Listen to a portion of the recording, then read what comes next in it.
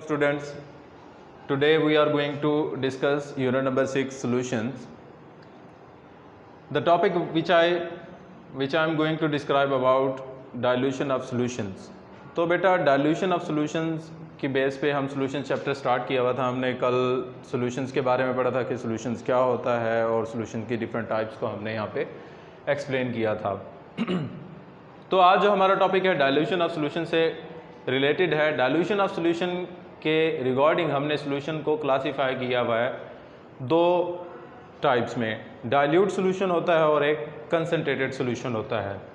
अब ये जो हमने क्लासिफिकेशन सॉल्यूशंस की डाइल्यूट और कंसनट्रेटेड किस बेस पे की है, वो बेस है बेटा relative amount of solute present in them, कि एक सॉल्यूशन के अंदर सॉल्यूट कितनी अमाउंट में प्रेजेंट होगा। इसी बेस पे हमने सॉल्यूशंस को डाइल्यूट और कंसनट्रेटेड सॉल्यूशन में क्या किया हुआ है, क्लासीफाई किया हुआ है।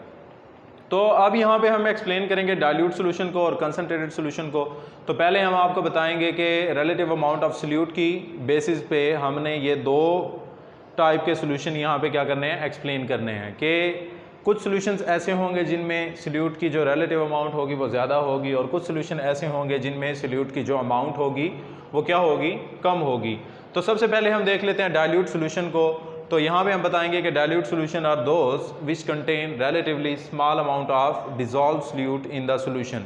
यानी कि डाइल्यूट सॉल्यूशन ऐसे सॉल्यूशन होंगे जिनमें सॉल्यूट की रिलेटिव अमाउंट जो है, यानी सॉल्यूट वहाँ पे क्या होगा, स्मॉल अमाउंट में क्या होगा, प्रेजेंट होगा। तो इस सॉल्यूशन को आप डाइल्यूट सॉल्यूशन का नाम देंगे।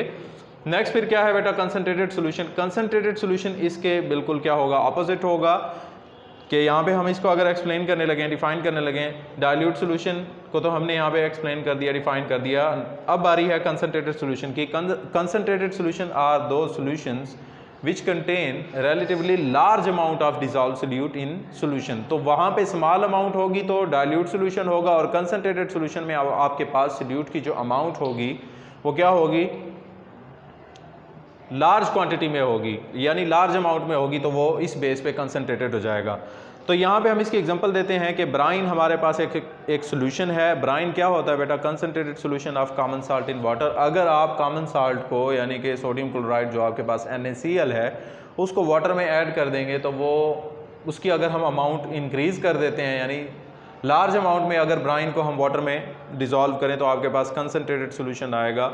और ये हमारे कंसनट्रेटेड सॉल्यूशन की क्या होगी, एग्जांपल होगी, जो कि क्या है बेटा, ब्राइन है। और ये दोनों टर्म्स जो हैं, जैसा कि डाइल्यूट सॉल्यूशन हो गया और कंसनट्रेटेड सॉल्यूशन हो गया, दीज टू टर्म्स यानी both these terms describe the concentration of solution. तो आप इस बेस पे सॉल्यूशन की कंसनट्रेशन का अंदाज़ा लगा सकते हैं कि अगर ऐसा सॉल्यूशन जिसमें आपकी सॉल्यूट की अमाउंट कम होगी तो कंसनट्रेशन ऑफ सॉल्यूशन क्या होगी, डाइल्यूट होगी। और अगर आपके पास सॉल्यूशन में relatively large amount of dissolve solute present होंगे तो आप जो कंसनट्रेशन होगी सॉल्यूशन की वो क्या होगी, कंसनट्रेटेड होगी। नेक्स्ट टॉपिक आपके पास क्या है, मोलैरिटी है। मोलैरिटी हम यहाँ पे इसको एक्सप्लेन करेंगे कि मोलैरिटी बेसिकली होता क्या है। तो यहाँ पे अगर हम मोलैरिटी को एक्सप्लेन करने जाएं तो it is a concentration unit, यानी ये भी एक सॉल्यूशन की कंसनट्रेशन को क्या करता है, एक्सप्लेन करता है। तो अब यहाँ पे हम इसको डिफाइन करेंगे कि मोलैरिटी बेसिकली क्या होती है। Number of moles of solute dissolved in 1 decimetre cube of solution, यानी कि सॉल्यूट की वो अमाउंट जो 1 डेसीमीटर क्यूब सॉल्यूशन के अंदर डिसॉल्व हो जाए वो सॉल्यूशन की क्या होगी, मोलैरिटी होगी। तो it is represented by capital M। इसको हम रिप्रेजेंट करते हैं मोलैरिटी को कैपिटल M से। और इसकी आपको एप्लीकेशन बताता हूँ कि मोलैरिटी कहाँ कहाँ पे यूज़ होती है, कहाँ कहाँ पे आप इसको अप्लाई कर सकते हो और कहाँ कहाँ इससे हेल्प आउट ले सकते हो।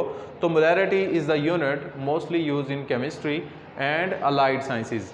तो केमिस्ट्री में आप इसको यूज़ करते हो और अलाइड साइंसेज में इसको आप यूज़ कर सकते हो। केमिस्ट्री में आप कैसे यूज़ कर सकते हो, या जैसा कि आपको अगर किसी सॉल्यूशन की कंसनट्रेशन फाइंड आउट करनी हो कि यानी कि उस सॉल्यूशन की मोलैरिटी कितनी होगी, तो आप उसकी रिलेटिव अमाउंट ऑफ सॉल्यूट देख लेंगे। फॉर एग्जांपल हम कह देते हैं कि 5 ग्राम शुगर सॉल्यूशन या 5 डेसीमीटर क्यूब शुगर सॉल्यूशन। तो 5 ग्राम शुगर सॉल्यूशन का मतलब होगा कि आपके पास सॉल्यूशन की टोटल 100 ग्राम है, तो 5 ग्राम उसमें शुगर होगी और 95 ग्राम जो है वो क्या होगा, वाटर होगा। तो इस तरह से आप उसकी कंसनट्रेशन को डिफाइन कर सकते हो। तो मोलैरिटी जो है बेसिकली यूनिट है केमिस्ट्री में आप इसको यूज़ करते हो और अलाइड साइंसेज में, और इसका फार्मूला यहाँ पे है कि किसी भी सोल्यूशन की आपको मोलैरिटी कैसे फाइंड आउट होगी, यानी कि किस तरह से आप किसी भी सोल्यूशन की मोलैरिटी को फाइंड आउट करोगे। तो यहाँ पे इसका फार्मूला है बेटा number of moles of solute dissolved in volume of solution या 1 डेसीमीटर क्यूब ऑफ सोल्यूशन। तो number of moles of solute over volume of solution in decimetre cube. तो ये बेटा 2 आसान से टॉपिक थे। नेक्स्ट फिर हम जो है अगले लेक्चर के साथ आएंगे और फर्दर अपने यूनिट नंबर 6 सोल्यूशन को